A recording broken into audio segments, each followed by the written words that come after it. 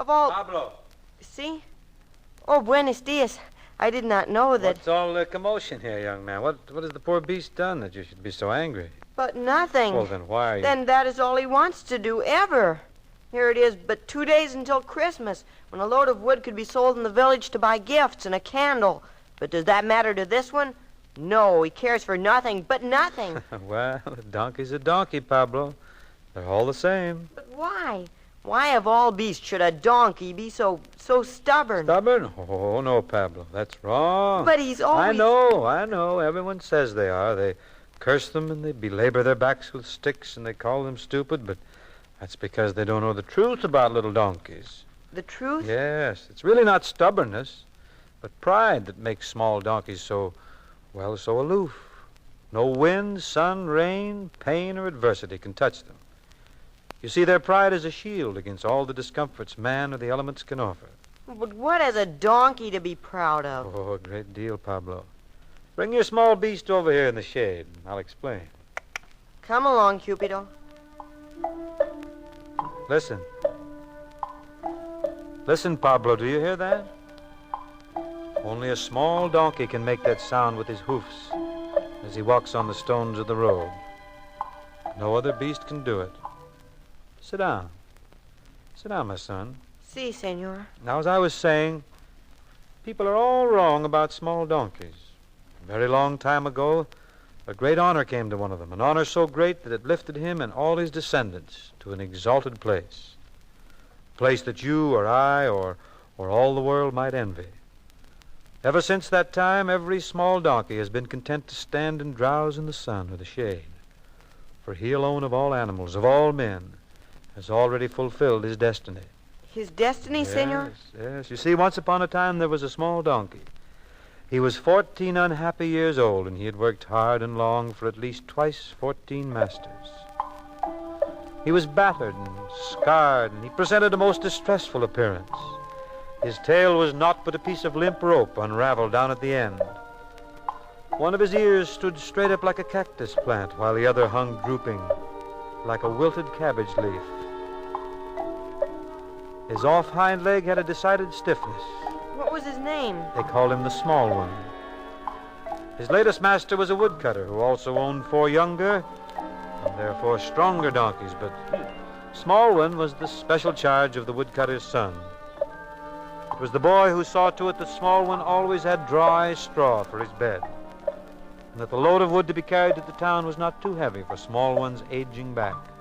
But one day the woodcutter called his son to him. He said, Son, Yes, Father. I have a task for you to do in the town, son. A load of wood? No. I wish you to take this donkey, the one you call the Small One, to a shop just inside the town gates. I have already spoken to the owner. He will give you a piece of silver in exchange for the beast. You mean... Oh, you don't mean you're going to sell Small One? He can no longer do his share of the work. Even when carrying half the load the other donkeys carry, his worn-out legs tremble and his sides work like a bellows. But he'll be strong as the others soon. Well, you wait and see. Give him a few weeks and... Enough. An old donkey is of little use. One day he might drop dead on us up in the hills, a total loss. Better to take a piece of silver and say good riddance to the beast. You will start at once. You hear? Yes. Yes, Father. The shop you will take him to is the second one on the left as you pass through the gates in town. The second? But that's the tanner's. And what of that? The Small One's hide is old, but it will make good leather. But he's been faithful. He's worked hard. He's done his best. And you can't sell him to the tanner's to be killed. Come now. I'll have no tears. No crying over a miserable donkey. Hurry, be off with you. And take good care not to lose that piece of silver on the way home. And so, Pablo, the small boy and the small donkey began their sorrowful journey into town. The boy was heartbroken. He cried for a while. And then he tried desperately to think of some way to save his friend. The sound of the small one's hoofs on the road seemed to say over and over again, "Going to the tanner's, going to the tanner's." Suddenly it came to the boy's mind that there was a horse market in the town. If he could sell Small One to some new and kind master, the little donkey would still live, and yet the father would also have his piece of silver. Well, it was early afternoon when the boy and the Small One passed through the town gates and down the narrow, twisted streets to the marketplace. And what am I offering to this fine animal, my friends? A mare whose sire was so famous that naught but princes ever set his back. Strong of limbs, fond of wind. Who'll start the bid at 50? 50! 50 it is. Who'll make it 51? Come, my friends. Are you going to let such an animal go for so paltry a sum? Please, sir, would you like to buy a fine donkey? What? What'd you say, boy? This small donkey, he's for sale. Strong and willing. The price is very cheap, but one piece No, of... I don't want to buy a donkey. Be off with you. 60 is the bid. That's more like it. Do I hear 62? Will someone say 62? Come, my friend. You'll never again get such a fine horse for so little cash.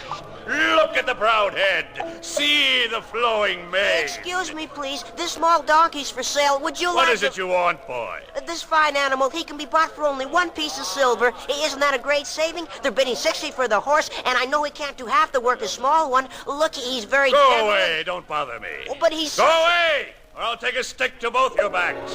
And now, my friends, 83! 83 is the bid! Do I hear more? No! 83 once! 83 twice! Sold for 83 pieces of silver! You've made a fine bargain, my friend. Now, who has the next animal for sale? Step up! Please, sir, would you try to sell this small donkey? Go away, boy. Oh, but he's a very valuable animal. He's not nearly as old as he looks. It's just because he's worked so hard. And the one that doesn't stand up straight as a donkey should, well, that was the fault of a careless master, not his own. He eats very little, and he's terribly strong. This is a horse market, boy. We've no time to waste on donkeys. But a small donkey would take such a small time. All right, my boy, if you insist. My friends, a great bargain I have to offer you. The proud owner terms it a donkey, but it appears to me to be an animated pile of shaking bones. He is not.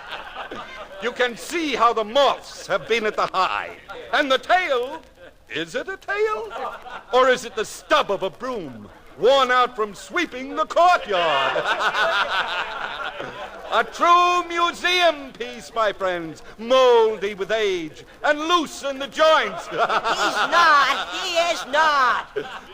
But it is not seemly to laugh, my friends, because the owner assures me that this animal is fine enough to share a stall with the king's horses. Stop!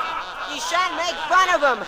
Maybe he's not as handsome as your animals, but he's better. He's a lot better. Small one deserves to be in a king's stable. All right, boy. Take your donkey and move along. We've got business to attend to. Hurry up, off with you. Now that we've had our fun and disposed of the king's donkey... So the boy and the little beast left the marketplace, Pablo. The hours were slipping swiftly by, and the boy knew he must start soon for home. That he must have the piece of silver to give to his father. He tried stopping people on the street. He inquired from door to door, but no one wanted to buy a small, tired donkey. The sun was sinking fast when he came at last back to the town gates, and he stood before the tanner's door. The boy's face was tear-streaked. The small one's head drooped so low that his limp ear almost touched the ground.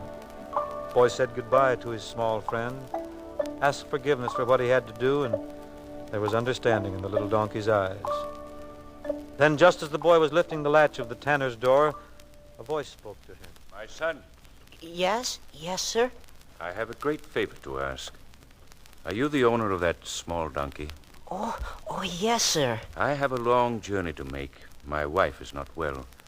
I have great need of a strong, gentle animal to carry her safely. Small one's very strong and very trustworthy. Yes, I can see. Would you sell him to me? Yes, yes, sir. But for one piece of silver. 1 piece of silver? Is that too much, sir? Too much? Oh, no. A very reasonable price for such a beautiful animal. He's not very beautiful, but he's good. Yes, I can see that. I'll be kind to him. I promise you that. Oh, then he'll work so hard to please you. Here's your piece of silver. Come, small one.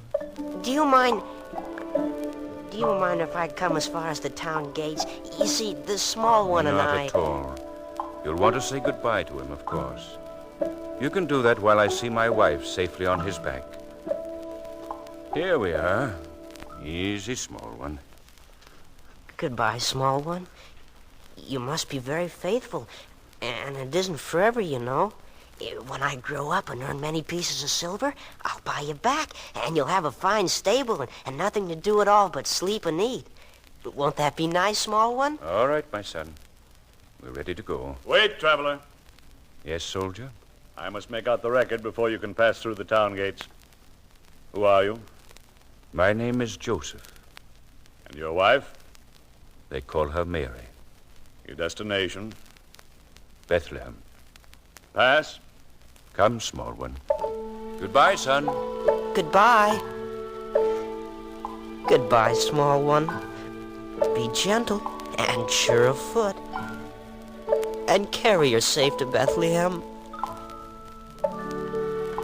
So Pablo the small one traveled the many weary miles to Bethlehem. There in a stable which became a king's stable, he saw a king born, a king of men, of centuries, of life, of death. Yes, the small one's tired old eyes saw the shepherds and the wise men who came to pay homage to his small master. And he heard the voices of angels rejoicing, singing the very same notes his hoofs had rung out on the stones of the road. And then it came to pass that all those who had laughed at his ragged coat, his limping gait, and his drooping ear, they all envied the small one, for he was part of a great miracle. It was a long, long time ago, Pablo, my son, but today all small donkeys stand and they dream, especially at Christmas time. They dream of the small one of Bethlehem. Silent night, holy night, all is calm, all is bright, round yon virgin, mother and child.